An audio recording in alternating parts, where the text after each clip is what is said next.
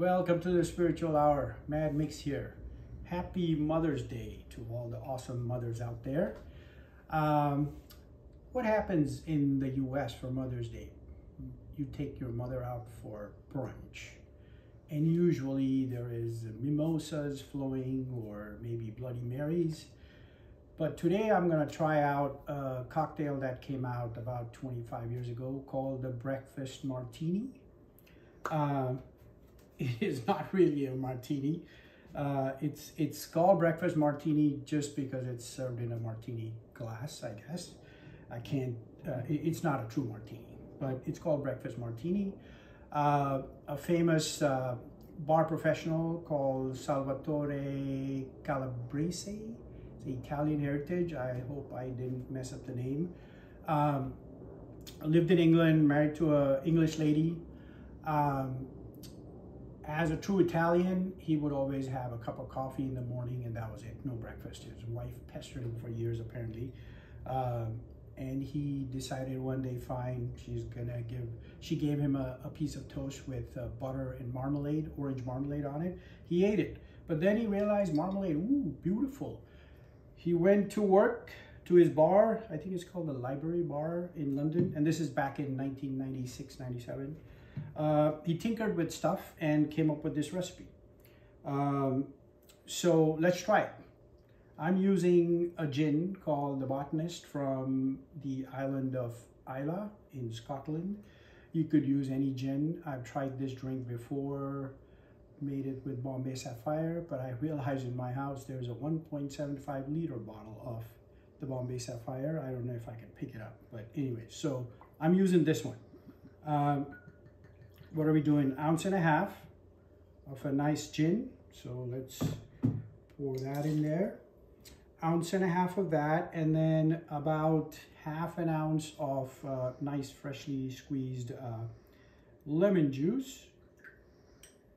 Here's the 1/2 ounce.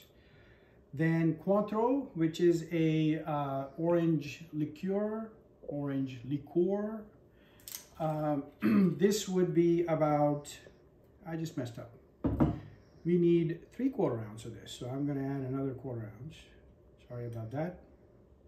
So there's another quarter. So 3/4 ounce of the freshly squeezed lemon juice. Cointreau would be about a 1/2 ounce. So I was going to mess that up. So here's the 1/2 ounce. And now the awesome idea that this guy came up with, which is the orange marmalade. So I'm using a Bon Maman orange marmalade, no preservatives, nothing crazy, no high fructose syrup.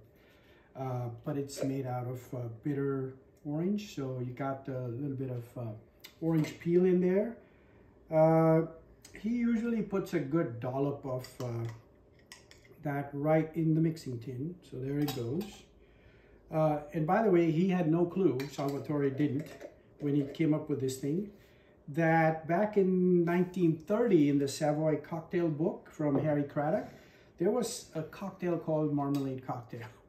And there was marmalade, lemon juice, and gin. So, but this one was a major improvement apparently on that. I'm just gonna mix it up a little bit just to make sure the rinds, yeah, it looks all right.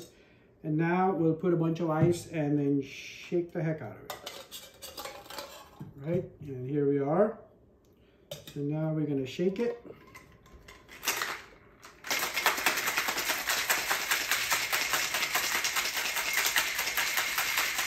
I'm shaking more because there is bits of orange peel.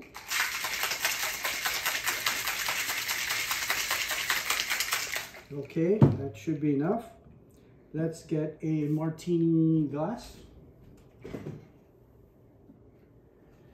which is right here.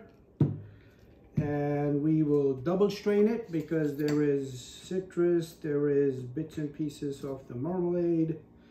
So let's see, excuse me, let's see how this does, right? So there's your breakfast martini. All right, I don't think he made this for breakfast, but hey, He was inspired by the toast and marmalade breakfast, so I think that's why he called it that. I think some people put a really weird garnish, which is a triangular piece of buttered toast. I'm not doing that, just weird. You can try it. I'm gonna do what Salvatore did, which is essentially zest a little bit of, not lemon, orange. I don't know if this is working either. All right, yeah, that's that. Okay, happy Mother's Day. Cheers. Cheers. Good. Nose has a lot of this gin.